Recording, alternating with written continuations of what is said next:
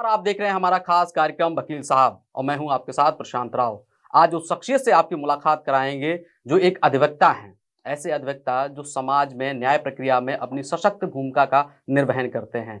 तमाम छोटे से बड़े मुद्दों पर उन्होंने पीड़ित, शोषित, मजलूम लोगों को न्याय दिलाने का काम किया है। युवा हैं लेकिन इतने तेज तर्रार हैं कि पूरा जिला उनके नाम से कपकपाता है। आज हमारे साथ ऐसे अधिवक्ता विकास शाक्य जी हैं जो सोनभद्र जिले से आते हैं। कई ऐतिहासिक काम किए हैं जिसको लेकर वो हमेशा चर्चाओं में रहते हैं। सीधे आपका उनसे तारुफ कराते हैं। हमारे साथ हैं विकास शाक्य जी। सबसे पहले विकास शाक्य जी, हमारे कार्यक्रम में आपका स्वागत है। धन्यवाद सर, आपने मौका दिया। बिल्कुल, देखिए विकास शाक्य जो हैं वो एक ऐसे अधिवक्ता हैं जिन्होंने अपने सोनभद्र जिले में तमाम भ्रष्टाचार को खत्म करने का काम किया है। फिर वो चाहे जिला प्रशासन हो या फिर राष्ट्रीय स्तर का मुद्दा रहा हो, विकास शाक्य ने हमेशा न्याय की लड़ाई लड़ी है। आज खुद उनकी जुबानी, उनकी कहानी सुनते हैं। विकास जी, ऐसे कौन कौन से आपने अपने अधिवक्ता के पद पे रह के काम किए हैं कि जो ऐतिहासिक हो गए हों और समाज में एक नई चेतना जागृत हुई हो और लोगों को उसमें न्याय भी मिला हो? मैं आपकी जुबानी, आपकी कहानी सुनना चाहता हूँ। हमारे दर्शक आपको देखना चाहते हैं। देखिए, जनपद सोनभद्र में इनकाउंटर्स के इशू पर हमारे द्वारा काम किए गए, पुलिस प्रशासन के द्वारा निर्दोष लोगों की हत्याएं की जा रही थी फर्जी मुठभेड़ों में जी। तो उसको लेकर के हमने एक लड़ाई लड़ी है। और सोनभद्र का बड़ा एक चर्चित घटना रहा रनटोला मुठभेड़ कांड, जिसमें दो नौजवानों को, जो उसमें से एक जो नौजवान था वह इलाहाबाद विश्वविद्यालय का छात्र था। उसको पुलिस ने फर्जी तरीके से अपराधी बताते हुए और उसकी हत्या कर दी थी।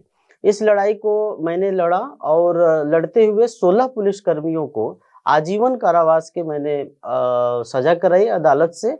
और उसके बाद से लेकर के सोनभद्र में जो फर्जी मुठभेड़ पुलिस किया करती थी उस पर काफी हद तक अंकुश लगा है। और दूसरा, जो पुलिस के लॉकअप में और राजस्व के लॉकअप में कुछ मौतें सोनभद्र में विगत दिनों में हुई थी जी। तो जिसमें एक ओबरा का चर्चित ललई हत्याकांड था, जो लॉकअप में एक दलित की मौत हो गई थी। तो उस कस्टोडियल डेथ पर भी मैंने लड़ाई लड़ी और उस पर जो दोषी पुलिसकर्मी थे उनके खिलाफ भी मुकदमा कायम हुआ। और एक अभी राजस्व के लॉकअप में एक सुधाकर दुबे थे, उनकी मौत हो गई थी। वो भी एक कस्टोडियल डेथ था। उसको लेकर के लड़ाई लड़ी, जिसमें एसडीएम और तहसीलदार के खिलाफ मुकदमा दर्ज हुआ। वो हाई कोर्ट से अरेस्ट स्टेप पर थे। उस मुकदमे का इन्वेस्टिगेशन हुआ। तहसीलदार को डिमोशन करके उसको नायब तहसीलदार बना दिया गया और एसडीएम के खिलाफ अभी इंक्वायरी चल रही है। और इस मामले में उत्तर प्रदेश सरकार को फिर से जो रेवेन्यू लॉकअप की जो परिस्थितियां थी और वहां जिस तरह की क्रूएल्टी होती थी बकायेदारों के साथ, तो उसके लिए एक नई गाइडलाइन बनानी पड़ी। उसके लिए हम हाईकोर्ट गए, हाईकोर्ट में पिटीशन फाइल किया। हाईकोर्ट ने उत्तर प्रदेश सरकार से जवाब सवाल किया और इस तरह की जो कानून है अब असंवेदनशील जो उनके गाइडलाइन थे उसको पुनः समीक्षा करके और उत्तर प्रदेश सरकार को अभी 2023 में एक नया लागू किया गया। और जो हाईकोर्ट के जो पिटीशन है Neeraj Dubey versus state of UP, उसके तहत संशोधन करना पड़ा। तो ये लड़ाइयां लोगों के लिए लड़ी गई और लगातार ये लड़ाइयां अभी भी चल रही हैं।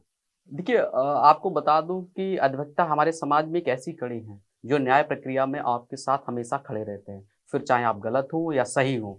अगर दुनिया की तस्वीर में किसी को एक प्रतिष्ठित रूप में देखा जाए, वो अधिवक्ता होता है जो अपने मुवक्किल के साथ पूरी ईमानदारी से खड़े रहते हैं।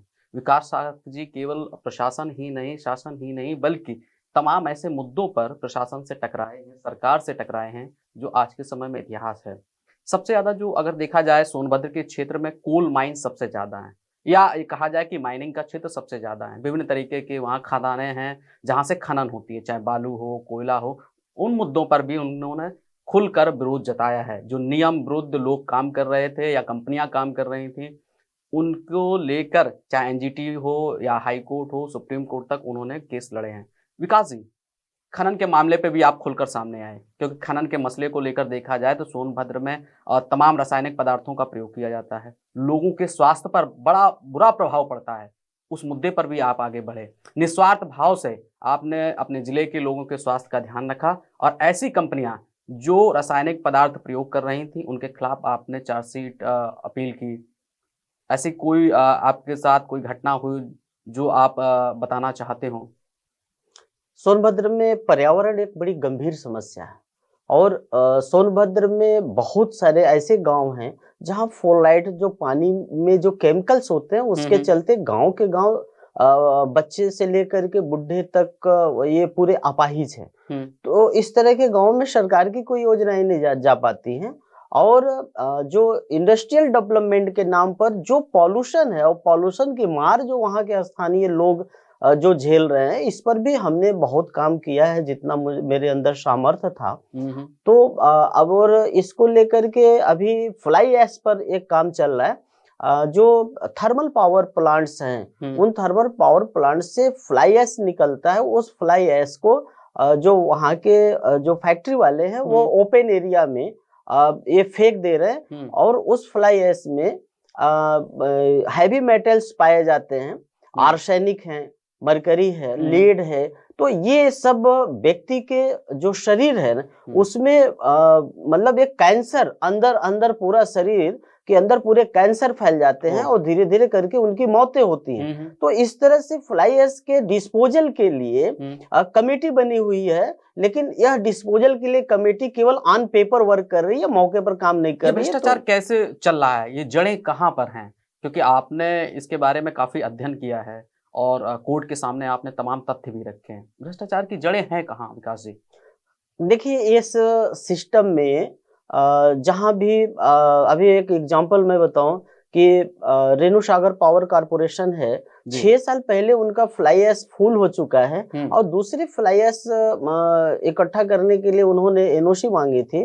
तो जो फ्लाई ऐश डैम जो पहले उनका भर चुका है और 6 सालों से एनओसी नहीं मिली, बावजूद इसके फैक्ट्री चल रही है और उसका जो फ्लाई ऐश है वो जा कहाँ रहा है? तो कहते हैं कि साहब फैक्ट्री से सीधा फ्लाई ऐश निकलता है, हम सीधा टैंकर में भरते हैं और उसको ले जा करके हम आसाम और बाहर जगहों पर दे देते हैं। ये झूठ बोलते हैं और उस फ्लाई ऐश को स्थानीय अपने जो अगल बगल के क्षेत्र हैं उन क्षेत्रों में ले जा करके वो फेंक आते हैं और जो सीधे सीधे जहर फैलाते हैं। तो देख सब रहे हैं, जान सब रहे हैं, कमेटी भी वहां फॉर्म है, एनजीटी के डायरेक्शन पर फ्लाई ऐश निस्तारण कमेटी बनी हुई है। केवल कागजों पर हो रहा है, केवल कागजों पर हो रहा है, व्यवहारिक रूप से नहीं हो रहा है। जबकि ऑनरेबल सुप्रीम कोर्ट ने सोनभद्र में क्रेशर उद्योग के संबंध में कह रखा है कि सन 2000 के बाद से कोई भी नए क्रेशर स्थापित नहीं होंगे।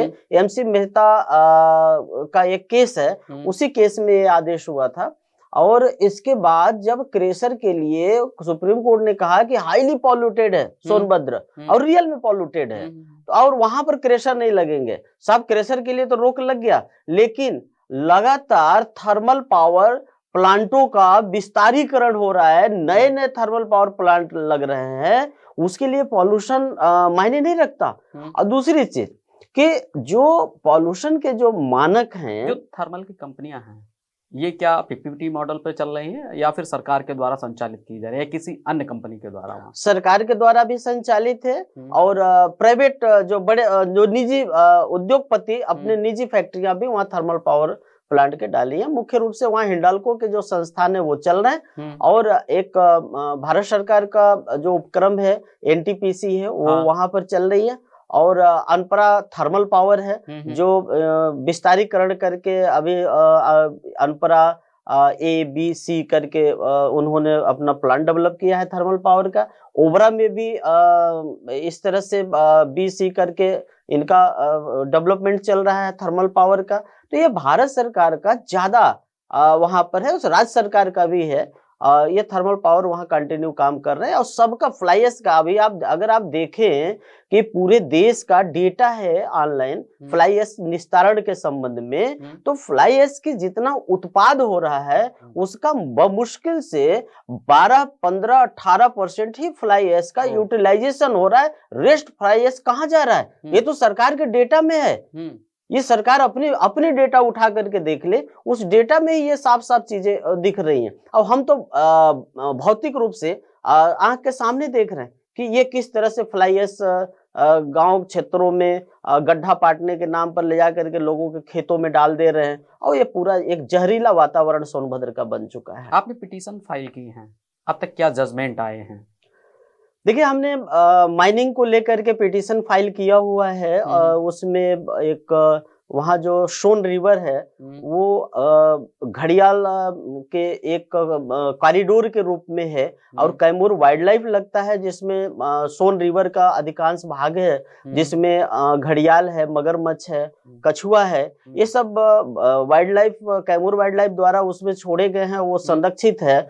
और उसके जो रेस्ट जोन है, हमारे यहाँ एक बड़ी विडंबना ये है कि जो बफर जोन होता है सेंचुरी का, वो 1 किलोमीटर हमारे यहाँ बनाया गया है। दरअसल ऑनरेबल सुप्रीम कोर्ट से जो गोवा फाउंडेशन का जो केस आया, उस केस में कहा गया कि मैक्सिमम 10 किलोमीटर तक इसको बफर जोन बनाया जाए, जिसमें कोई भी गैर वानिकी एक्टिविटी वहां न किया जाए।